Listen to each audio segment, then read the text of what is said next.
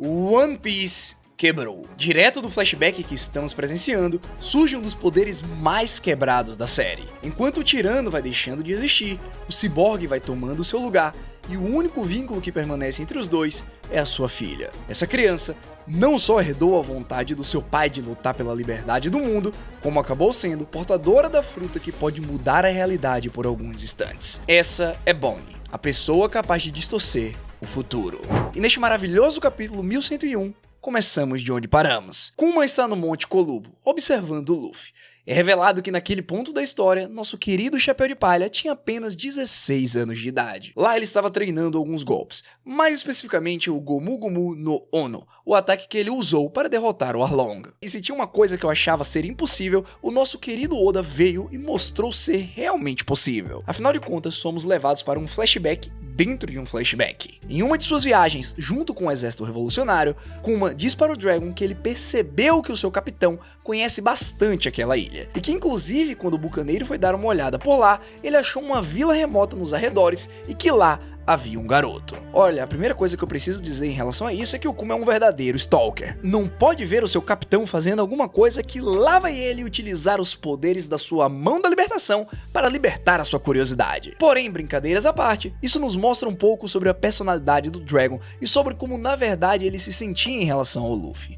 Mesmo sendo um pai ausente, sempre que podia ele retornava à Vila Fuxa para ver como seu garotão estava. E sinceramente, faz muito sentido. Nunca sequer me passou pela cabeça que o Dragon seria uma pessoa ruim ou algo do tipo. Mas infelizmente, ele é o criminoso mais procurado do mundo. E nós já sabemos o que o governo faz com criminosos, não é mesmo? Até mesmo com aqueles que não são os mais procurados. Ou seja, no caso aqui do Dragon, escravidão seria o de menos. E tudo isso se prova na conversa seguinte que o Dragon tem com Kuma. Se você continuar falando disso, é melhor que você mesmo me mate. Hã? O que é que você quer dizer com isso? Um filho é a fraqueza dos pais. Me desculpe, vou esquecer o que vi. Tá aí um diálogo que eu realmente não esperava ver. Dois pais que abriram mão de conviver com seus filhos em prol de seguir os seus ideais. Imaginem uma realidade alternativa. Dragon e Kuma sendo apenas pessoas normais. Luffy e Bonnie seriam criados juntos. Eles têm até um aspecto em comum, que é a capacidade de comer em quantidades absurdas de comida. Parece até que eles são irmãos. Esquece, não vou entrar nesse mérito. Voltamos agora para o flashback normal. Mesmo prometendo para Dragon que iria esquecer, Kuma não parou de pensar no Luffy. Inclusive, ele ficou espantado com a nova técnica que o Chapéu de Palha tinha desenvolvido. Mas o melhor de tudo foi o Luffy dizendo que iria guardar aquela técnica para quando enfrentasse um inimigo super poderoso.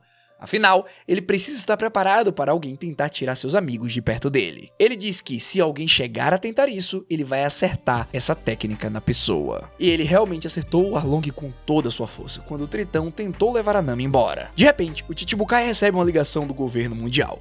Luffy consegue ouvir o som do Dendemuth e sente uma presença que o faz ficar arrepiado. Mas quando ele olha, puf, Kuma já tinha partido. Nikyu no Mi, não é mesmo, senhores? E pensar que o Kuma tinha viajado até o East Blue apenas para poder observar um pouco o filho do seu amigo. Não sei vocês, mas ao ler isso eu fico todo arrepiado. Thriller Bark e Shabold têm um significado completamente diferente a partir de agora. Desde antes de Luffy se tornar um pirata, Kuma já estava observando e cuidando dele. Era como se fosse uma espécie de fiel, seguindo e apoiando uma entidade. Desde o início da sua aventura, Luffy teve uma sombra cuidando dele.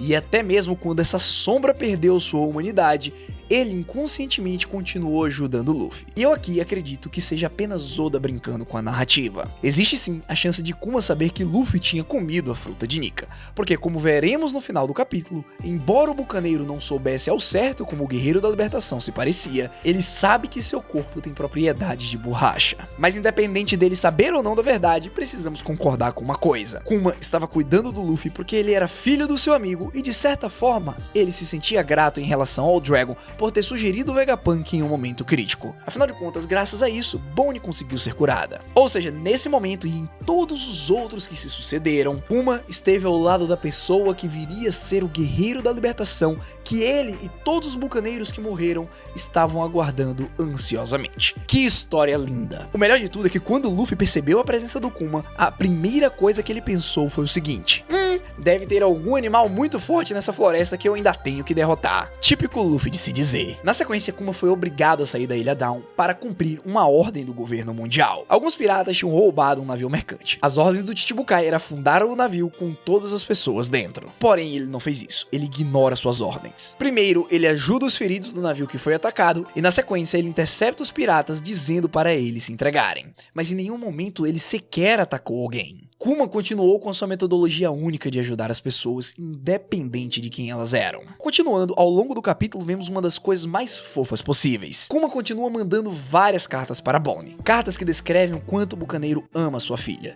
Ele também conta que visitou muitas ilhas maravilhosas onde eles poderão ir juntos no futuro. Cara, essas cartas deixaram meu coração mole. É como se, até o último momento da sua consciência, Kuma estava agarrado na ideia de ver a sua filha sorrir. Então, independente de qualquer coisa, ele continuava a lhe mandar mensagens, deixando a Bonnie sonhar. Porém, voltando ao reino de Sorbet, nós vemos que todas as cartas que o Kuma enviou foram interceptadas e destruídas por Alpha. Isso é inaceitável, ainda bem que já ela vai ter o que merece. Vemos que Bonnie estava sempre esperando pelas cartas que seu pai prometeu, mas elas nunca chegavam. É de dar pena. Seguindo o conselho da rainha Connie, Bonnie nunca revelou que possuía alguma habilidade ou que ela tinha comido a Toshi Toshi no Mi. É engraçado que por mais inofensiva que a rainha pareça, ela é muito esperta e sabe como lidar com esse tipo de situação. E realmente foi uma excelente decisão. Foi o que possibilitou a maior fuga de todos os tempos. Mas ao mesmo tempo, Bonnie sempre queria lutar ao invés de ficar brincando. Até que um dia ela estava espancando o Gyogyo quando a Alpha entrou na igreja e quase percebeu que a Bonnie estava transformada em sua versão bombada.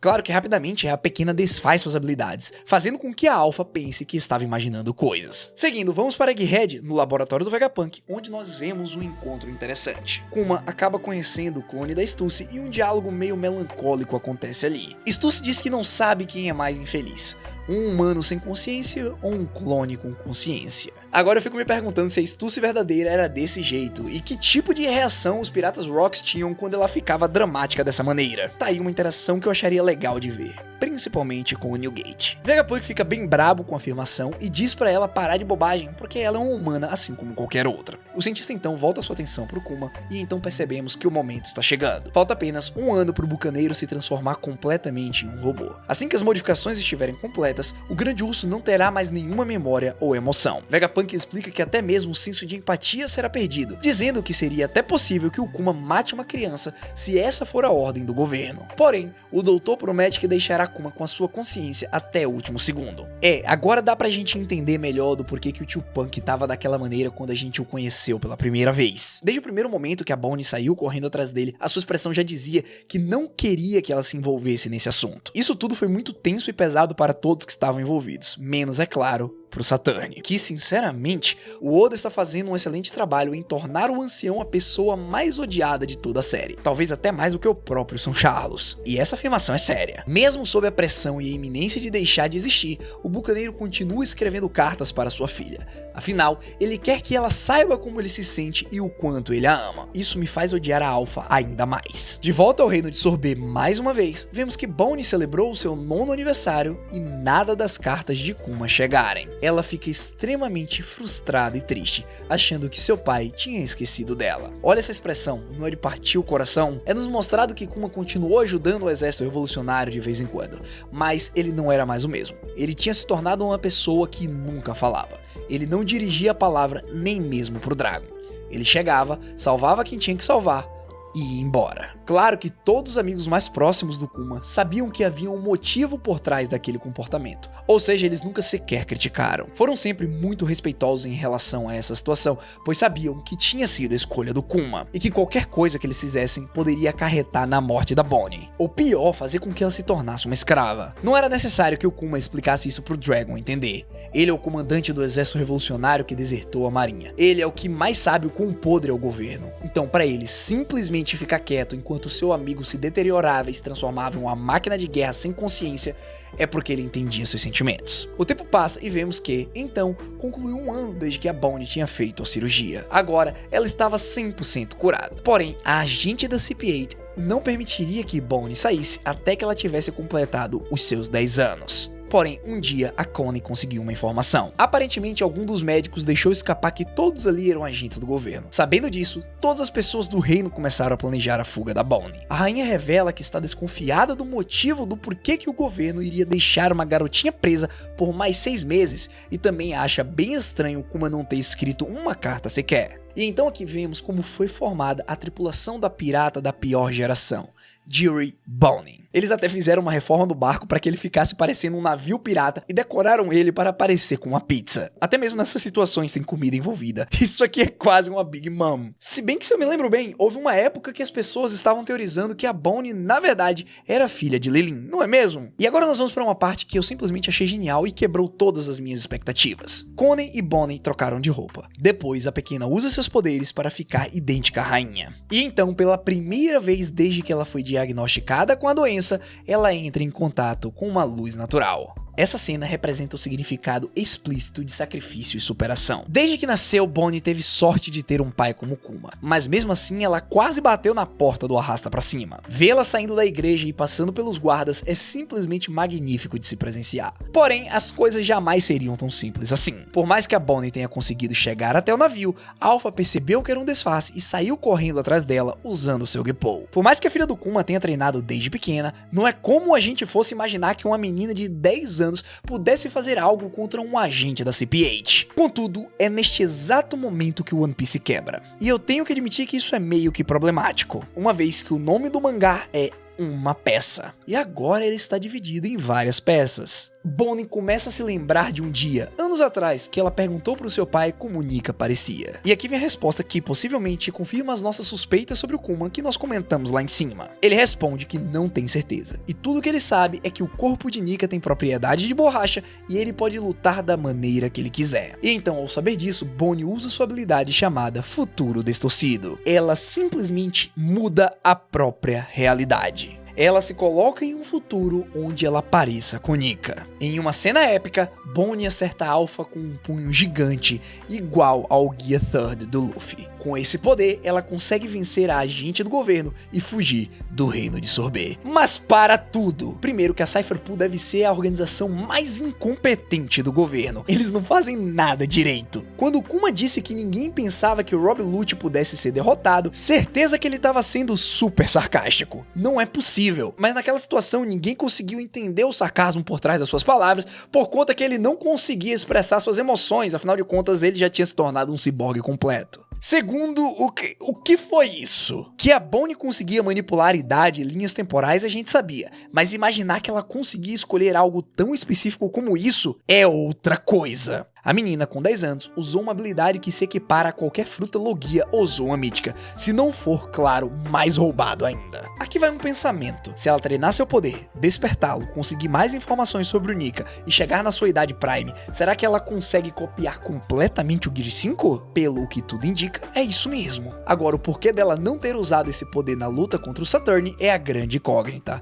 Provavelmente é um poder que requer que algum tipo de preço seja pago. Enfim, ninguém nunca pensou que a Bonnie seria uma personagem extremamente importante pra série. E agora, BUM! Olha só pra ela. Filha de uma relação abusiva, sangue de nobre mundial, criada por um bucaneiro, herdeira da vontade de Nika e agora a pessoa que, assim como Luffy, consegue usar os poderes do próprio Guerreiro da Libertação. Se isso aqui não for suficiente para ela ser a nova tripulante do Chapéu de Palha, eu não sei mais o que esperar. A verdade é que eu já superei Yamato, mas não sei se eu consigo superar a Bonnie. E então, no final do capítulo, temos o narrador dizendo que o governo mundial ficou sabendo que Bonnie escapou. E então, o navio pesqueiro que ela fugiu com o objetivo de encontrar o seu pai, rapidamente se tornou um navio pirata da nova era, rivalizando com Luffy e outros piratas daquela geração. De quase morta por conta de uma doença incurável, para pirata da pior geração. Essa é a história de Jiri Bonnie, uma criança de 10 anos que quer apenas encontrar o seu pai. Enquanto eu me recupero desse capítulo, eu preciso dizer pra vocês que teremos pausa na semana que vem. E a única coisa que eu gostaria é que a Bonnie utilizasse a sua habilidade de futuro distorcido para nos mandar para um futuro onde as pausas não acontecessem. Porém, como isso não é possível, tá aí um outro vídeo pra vocês aproveitarem quando terminarem de digerir tudo isso. Foi um prazer e até a próxima.